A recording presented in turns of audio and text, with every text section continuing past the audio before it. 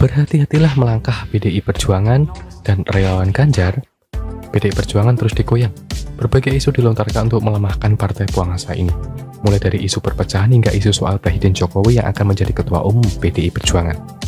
Isu ini muncul setelah Jokowi Priyoski, Koordinator Nasional Relawan Koalisi Aktivis dan Milenial Indonesia untuk Ganjar Pranowo, mendoakan Pak Jokowi menjadi ketum PDI Perjuangan pada tahun 2024. Karena berasal dari relawan Ganjar, isu pun menjadi liar hingga muncul tuduhan bahwa ada upaya menyingkirkan Puan Maharani. Jelas isu ini merugikan Ganjar Pranowo, relawan Ganjar dan PDI Perjuangan.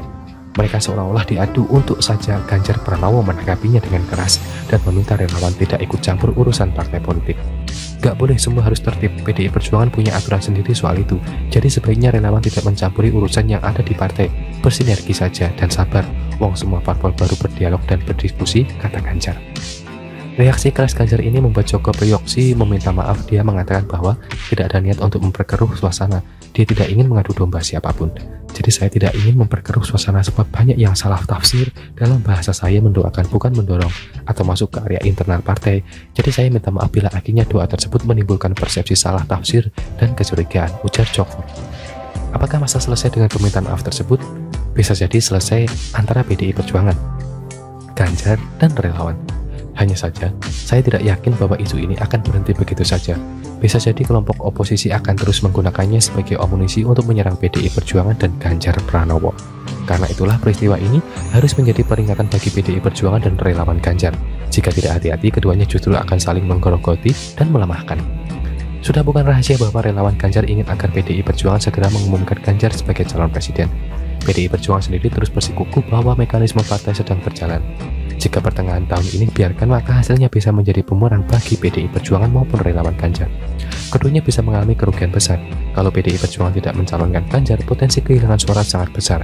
Jika mencalonkan Ganjar pun, potensi kekalahan Ganjar juga ada karena relawan Ganjar dan kader PDI Perjuangan belum tentu bisa bersinergi karena sudah terlalu sering bertentangan. Repot kan?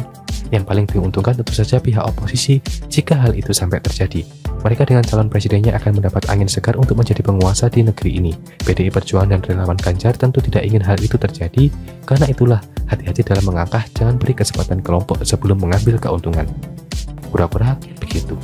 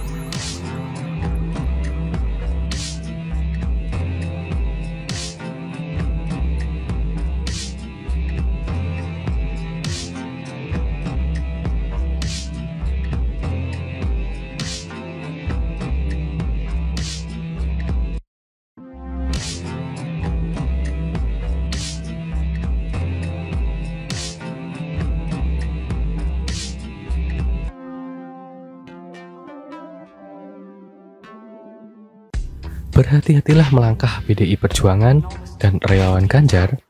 PDI Perjuangan terus digoyang. Berbagai isu dilontarkan untuk melemahkan partai penguasa ini. Mulai dari isu perpecahan hingga isu soal Presiden Jokowi yang akan menjadi ketua umum PDI Perjuangan. Isu ini muncul setelah Jokowi Priyoski, Koordinator Nasional Relawan Koalisi Aktivis dan Milenial Indonesia untuk Ganjar Pranowo, mendoakan Pak Jokowi menjadi ketum PDI Perjuangan pada tahun 2024. Karena berasal dari relawan Ganjar, isu pun menjadi liar hingga muncul tuduhan bahwa ada upaya menyingkirkan Puan Maharani. Jelas isu ini merugikan Ganjar Pranowo, relawan Ganjar dan PDI Perjuangan. Mereka seolah-olah diadu untuk saja Ganjar Pranowo menanggapinya dengan keras dan meminta relawan tidak ikut campur urusan partai politik. Gak boleh, semua harus tertib. PDI Perjuangan punya aturan sendiri soal itu. Jadi sebaiknya relawan tidak mencampuri urusan yang ada di partai. Bersinergi saja dan sabar. Wong semua parpol baru berdialog dan berdiskusi, kata Ganjar. Reaksi keras Ganjar ini membuat Joko Priyoksi meminta maaf. Dia mengatakan bahwa tidak ada niat untuk memperkeruh suasana. Dia tidak ingin mengadu domba siapapun.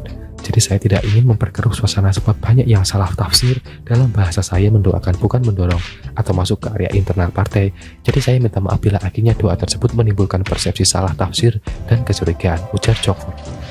Apakah masa selesai dengan permintaan maaf tersebut? Bisa jadi selesai antara PDI Perjuangan, Ganjar, dan relawan. Hanya saja, saya tidak yakin bahwa isu ini akan berhenti begitu saja. Bisa jadi kelompok oposisi akan terus menggunakannya sebagai amunisi untuk menyerang PDI Perjuangan dan Ganjar Pranowo. Karena itulah peristiwa ini harus menjadi peringatan bagi PDI Perjuangan dan relawan Ganjar. Jika tidak hati-hati, keduanya justru akan saling menggerogoti dan melemahkan. Sudah bukan rahasia bahwa relawan Ganjar ingin agar PDI Perjuangan segera mengumumkan Ganjar sebagai calon presiden. PDI Perjuangan sendiri terus bersikukuh bahwa mekanisme partai sedang berjalan. Jika pertengahan tahun ini biarkan, maka hasilnya bisa menjadi bumerang bagi PDI Perjuangan maupun relawan Ganjar. Keduanya bisa mengalami kerugian besar. Kalau PDI Perjuangan tidak mencalonkan Ganjar, potensi kehilangan suara sangat besar. Jika mencalonkan Ganjar pun, potensi kekalahan Ganjar juga ada karena relawan Ganjar dan kader PDI Perjuangan belum tentu bisa bersinergi karena sudah terlalu sering bertentangan. Repot kan? Yang paling diuntungkan tentu saja pihak oposisi jika hal itu sampai terjadi. Mereka dengan calon presidennya akan mendapat angin segar untuk menjadi penguasa di negeri ini. PDI Perjuangan dan relawan Ganjar tentu tidak ingin hal itu terjadi. Karena itulah, hati-hati dalam melangkah, jangan beri kesempatan kelompok sebelum mengambil keuntungan. Pura-pura begitu.